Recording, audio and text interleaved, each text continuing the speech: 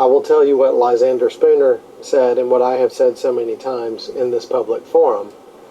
The Constitution either gave us the system of government that we have now, or it was powerless to prevent it. Either way, it's unfit to exist. Because Alright, this is a response to Doug Carlton and also Hibernia's son. If you don't know who Doug Carlton is, he's an interesting fella. He's got a lot of good points that he makes. And I'll put a link below to his stuff.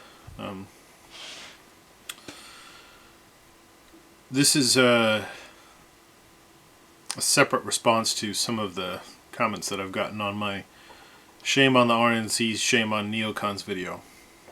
I'll do another response to those people later. This is I wanted to make clear that I am not advocating for our system per se. I am not a believer in that there is a possibility of restoring anything, really. There's, like Doug Carlton said when he quoted Lysander Spooner, or whoever it is, I don't know the quote. The Constitution either gave us the system that we have or failed to prevent it. And that is the truth. That's what it comes down to.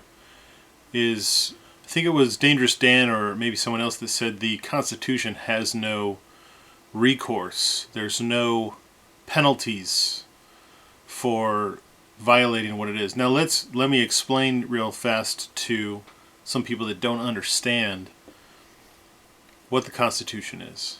The Constitution, a constitutional republic, our constitutional republic, it is a nation of laws. Now what does that mean? The rule of law. The rule of law means that our Constitution governs the governors. And the system, the way it's created, is that the governors can change the rule of law. Now, does that make sense to you?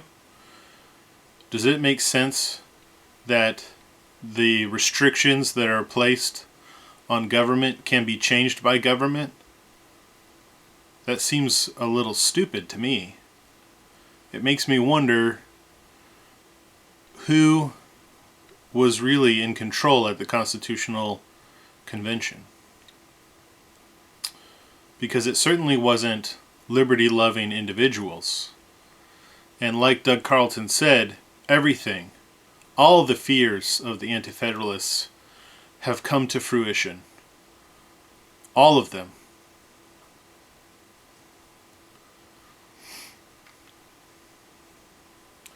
When you realize that the system that you live under is a lie, what do?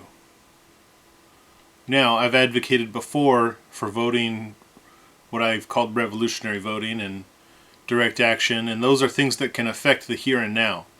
But in reality, the only thing that will really change our situation is a new government, a new constitution, a new rule of law, one that actually has teeth. Like Dangerous Dan says, if there's no consequences to violating your rights, then what's to stop them from violating your rights? The checks and balances of government? How's that worked out? Not so well, really, has it? It's like a giant constitutional circle jerk. The reality of the situation is that until it says in the Constitution, the right of the people to keep and bear arms shall not be infringed, and if it is, you will be hanged on the porch of the White House. Then there's no respite from the tyranny which we face.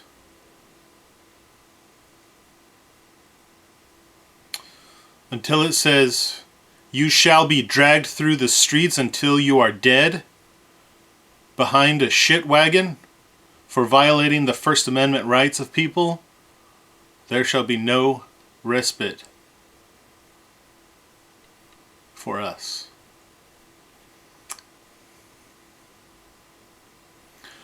I'm not sure if Doug Carlton was directing all of his comments at me in his video, but I want to assure you, sir, that I am not ignorant of the crimes of our government, or of the bastardization of the Constitution, or of its failure to be crafted in such a way that it would protect the posterity, us as the posterity of our forefathers' rights. I am not unaware of these things. I am very much aware of them. But we live in reality, in a situation. We're in a situation in which people are willfully ignorant. Even people that watch my videos and your videos are willfully ignorant. And they will insult and they will attack my person and my honor because I'm the one who's willing to point out to them their faults or the faults of those that they support.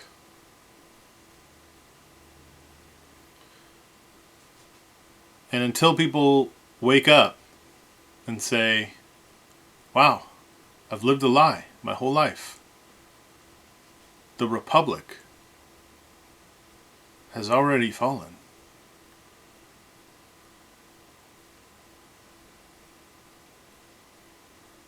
Then there's really not a lot that we can do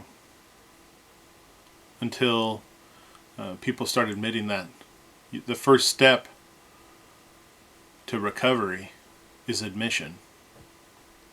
I admit that we are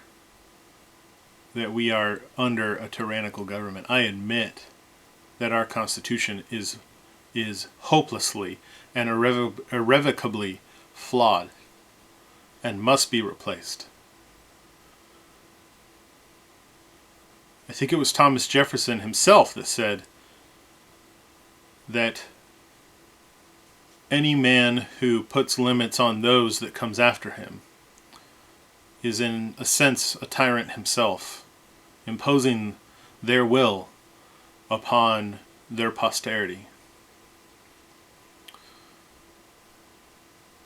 And I can understand where he's coming from. I don't know if I necessarily agree with him.